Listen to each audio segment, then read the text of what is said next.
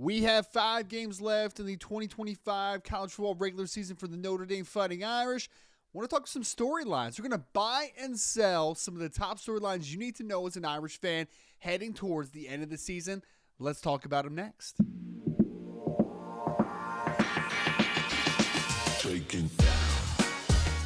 What's up, y'all? Ryan Roberts here from A to Z Sports, breaking down everything Notre Dame football.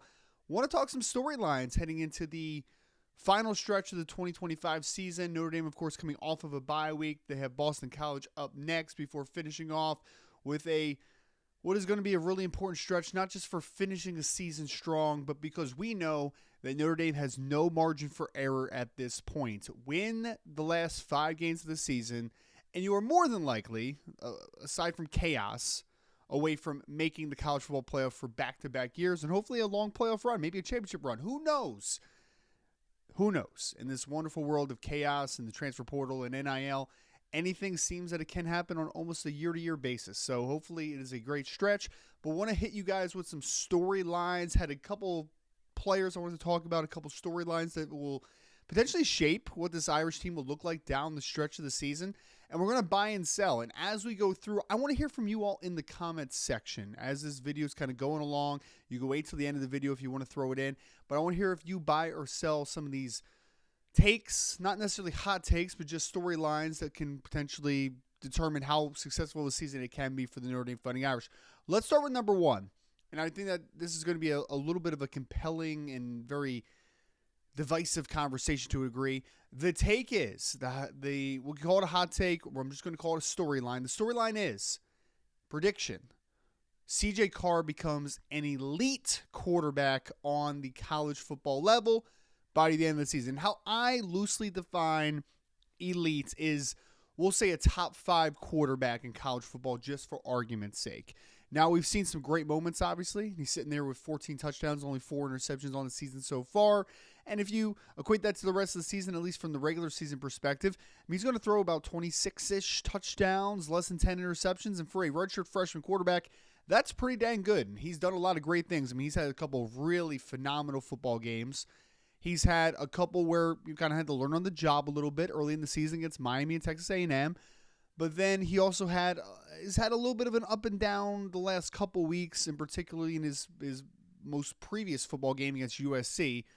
So we have seen a lot of great from CJ.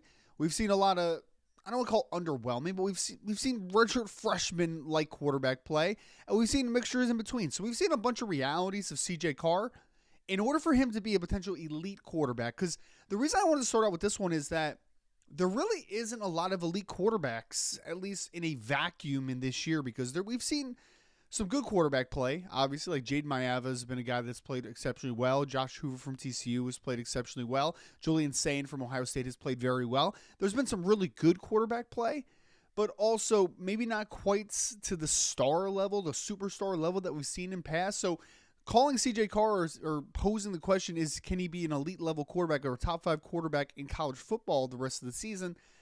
I don't think that's a hot take. I really don't. I mean, especially because when you consider the 5-game stretch he has to end the season is not the most daunting in the world. So he could put up some phenomenal numbers down this 5-game stretch, and we could look down at the box score at the end of the season and say, yeah, top 5 quarterback, at least borderline top 5 quarterback.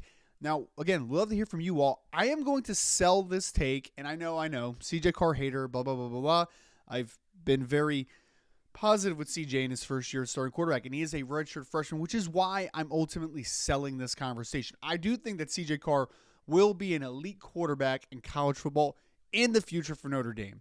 I just don't think it's going to be in 2025. I don't think it's down the rest of the stretch of the season. I don't think you need him to be a elite level quarterback. You need him to be exactly what he's been so far. Have high level moments, create some explosives that loosens the box and gets your run game going. We're striving for balance as a Mike Denbrock offense.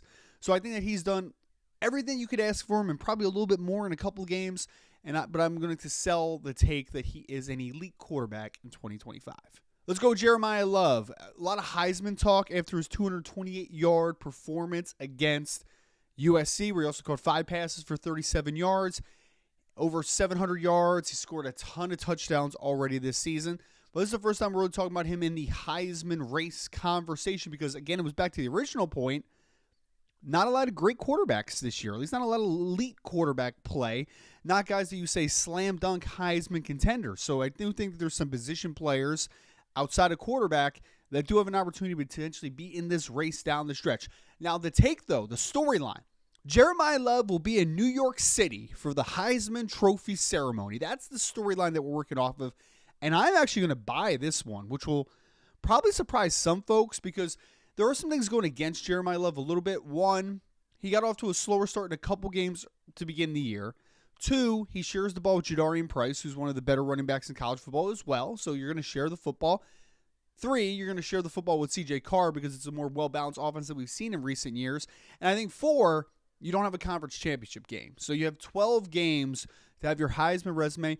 Despite that, though, I do think there's something to be said about the name recognition aspect of it. Everyone knows, and most people at least that aren't haters, know that Jeremiah Love is one of the very best football players in college football. And without those elite quarterbacks, at least a high volume of them in 2025, I do think that if Jeremiah Love is 1,300 plus rushing yards, maybe 400 to 500 yards receiving, and he scores 20-something touchdowns, I do think he can earn himself a trip to New York. I know I'm not predicting that he wins it, obviously, but would I be shocked if Jeremiah Love is one of 5 finalists or whatever that are going to be on sites for the Heisman Trophy candidacy?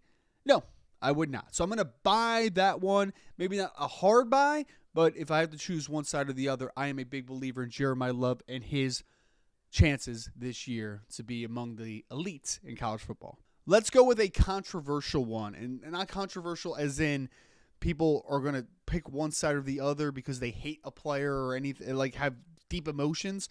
But one of the bigger busts or frustrations from the Notre Dame offense so far has been Jaden Greathouse, who's now been dealing with a little bit of an injury. He's only been playing in 4 football games, and there's a lot of question marks that have been around as far as have we seen the last of Jaden Greathouse? Because from a fan's perspective, and I totally understand this, so I'm giving it validity, when you look at the situation, when you play in 4 football games, you can play in 4 and still have the opportunity to redshirt to maintain a year of eligibility. Jaden, being a true junior, does have a redshirt year available. So the minute you see he's down with an injury and there's not really a ton of information about it, some people's antennas do come up and say, is this by design? Is this by choice? But I really am...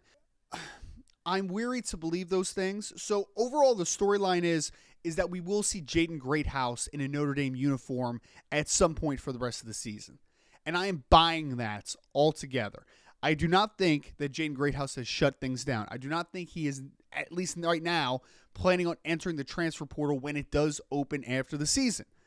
We have seen, and use Jaden Mickey as an example last year, when a player is talking about leaving or is considering leaving or is going to leave, Marcus Freeman pulls the Band-Aid off. He doesn't allow those players to just be a part of the program. So I don't necessarily think that Jaden is going to be the breakout star that I thought he was going to be before the year. I think that ship has kind of sailed a little bit, but I do think that he's legitimately injured, and I do think that he is going to play in the blue and gold again this season. So I'm buying Jaden Greathouse reemergence, at least his availability will be there for Notre Dame at some point the rest of the season. Want to go to Boubacar Traore, most quiet pass rusher, Richard sophomore, the most quiet 6.5 sacks, 7.5 tackles for loss through 7 football games. He's been a terror and one of the leader in sackers in all of college football. My storyline I want to work with is that Boubacar Traore, it's a 2-parter. He's going to be an All-American. And 2, he's going to end the year with 12-plus sacks. Right now, he's on pace for about 11 in a 12-game regular season. Now, if he plays multiple games in the playoffs, then I think that he goes way over 12. But I'm going to buy 12 sacks in the regular season, which means from here on out, he's going to have 5.5 sacks in 5 games, which doesn't sound like a ton, but like over a sack a game, by definition, is not the easiest thing in the world. So I'm going to buy that, but I'm going to sell the All-American. Boubacar Traore, I think, is one of the breakout stars in college football this season, pass rushing perspective. I think he's going to have a huge redshirt sophomore year, but I do think he returns in 2026. And when we talk about preseason conversations, Boubacar is one of the top in college football. The funny part about Boubacar is I still think he's getting healthy, man. Like, I don't think we've seen the full version of Boubacar from a explosiveness bend perspective that we saw last year before the knee injury. I think he's just coming back, and this is just him about, let's say, 80%, 85%. Just wait until Boubacar Traore gets back to 100. My last one. We got a little bit of insight into the injuries that Marcus Freeman showed that Christian Gray has been working through. We know that he's been dealing with the shoulder, but it sounds like there's a couple other things behind the scenes that's going on that has hurt his overall consistency. So I am going to storyline here. Christian Gray plays the best version of his football, and he is the most consistent version of Christian Gray throughout the rest of the year. And how we're going to measure that is he doesn't give up no more than 50 yards receiving in any football game from here on out in individual coverage. That would be quite a remarkable turnaround. At Christian Gray's best, he's an interception forcer. He's a negator. He leads the team with 8 pass breakups. There's a reason for that, though, because he's getting thrown out a lot. But we've seen over the last few games, especially against USC, while he has 2 interceptions, he makes a couple big plays. There's just some plays where he just doesn't look explosive right now. It looks like he's struggling a little bit from a physical perspective. And I'm really hoping that a week off got his legs back a little bit, got his body right a little bit. I'm going to buy that Christian Gray is the best version of himself. Doesn't have a single game where he gives up over 50 yards receiving in coverage the rest of the football season. Don't forget to put into the chat, folks. Buy, sell, any of them. Make sure you label them properly. We'd love to hear from you all. Make sure to also hit that like button and subscribe on your way out. We're going to be here for the rest of the 5 games of the season, post-game reactions. Make sure that you are subscribed to the channel. And as always, go Irish.